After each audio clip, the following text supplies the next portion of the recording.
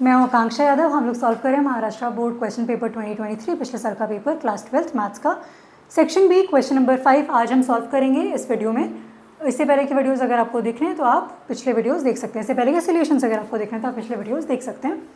अब देखो question number 5 में उन्होंने पूछा था find the Cartesian coordinates of the point whose polar coordinates are √2, π/4। तो पहले तो हम ये समझ लेते हैं कार्टेशियन कोऑर्डिनेट क्या होते हैं और पोलर कोऑर्डिनेट क्या होते हैं।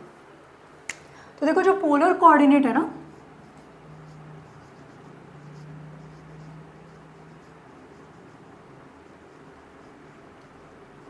वो हमेशा गिवन होते हैं r, थीटा के फॉर्म में। तो जो पहली वैल्यू है वो r की वैल्यू होती है, जो दूसरी वैल्यू है वो थीटा की वैल्यू होती है। अब r थीटा बला क्या है, तो मान लो ये मैंने बनाया, तो पोलर कोऑर्डिनेट्स में क्या ऐसे सर्कल बने होंगे अलग अलग रेडियस के, 1 का, 2 का, 3 का। तो r तो क्या हो गया, r तो हो गया रेडियस, जैसे r1 है तो ये हो गया 1।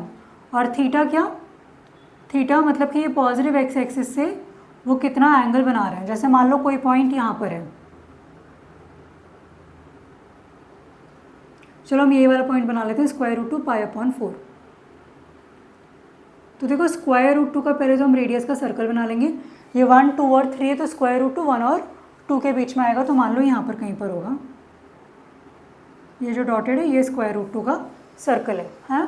और π/4 मतलब 45 डिग्री, यानी कि ये जो पॉजिटिव एक्स एक्सिस है इससे π/4 एंगल बना रहा है, यानी कि मान लो ये जो पॉइंट है वो यहाँ पर है ना, ये π/4 है और इसका जो रेडियस है वो √2 है। मैं ना थोड़े बड़े सर्कल बना देती हूँ क्योंकि ये ना आपको दिखाई नहीं देगा, तो मेरे को एक सेकंड देना, मैं थोड़ा बड़ा बनाती हूँ ताकि समझ में तो चल गया रहे। हाँ, तो मान लो ये √2 का सर्कल है, ये तो एलिप्स बन गया।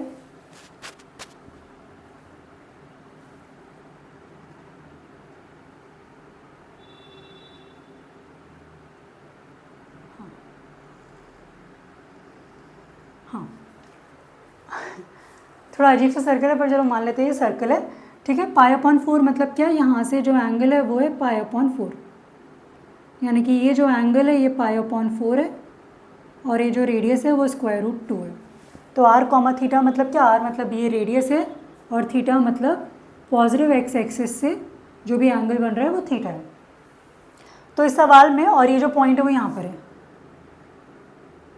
अब इस पॉइंट की कोई तो x की वैल्यू और y की वैल्यू भी तो होगी जैसे हम कोऑर्डिनेट्स में लिखते हैं, तो ये तो हो गए पोलर कोऑर्डिनेट्स।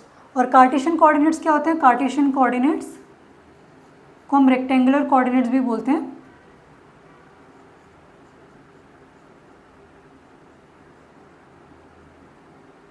इसको हम रेक्टेंगुलर कोऑर्डिनेट भी बोलते हैं।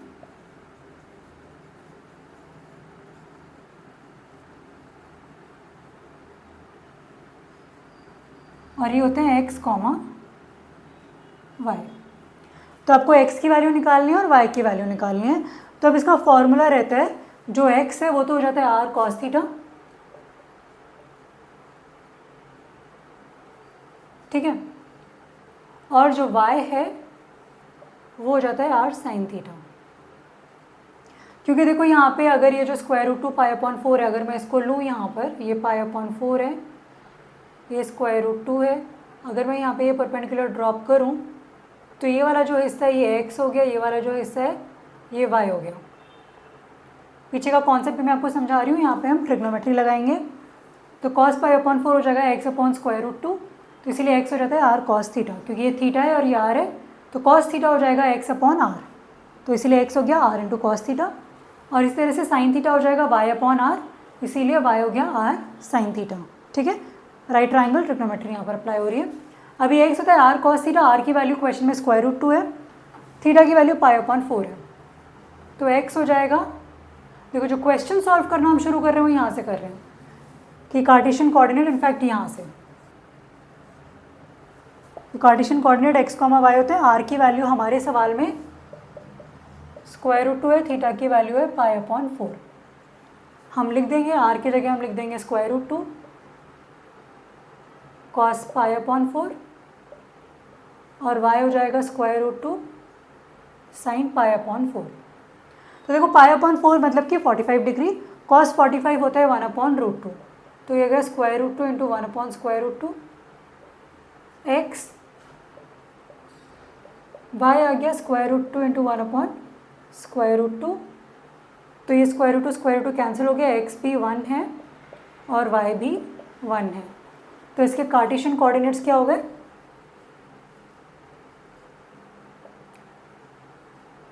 Hence Cartesian coordinates are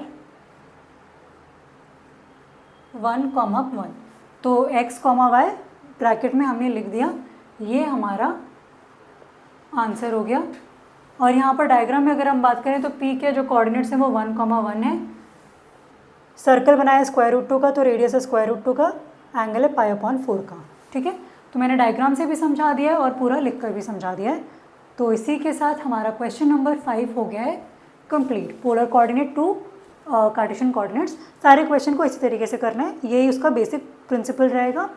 are की वैल्यू चेंज होती रहेगी, थीटा की वैल्यू चेंज होती रहेगी, उसके बेसिस पे एक्स की अलग वैल्यू आएगी, वाई की अलग वैल्यू आएगी, तो हो गया।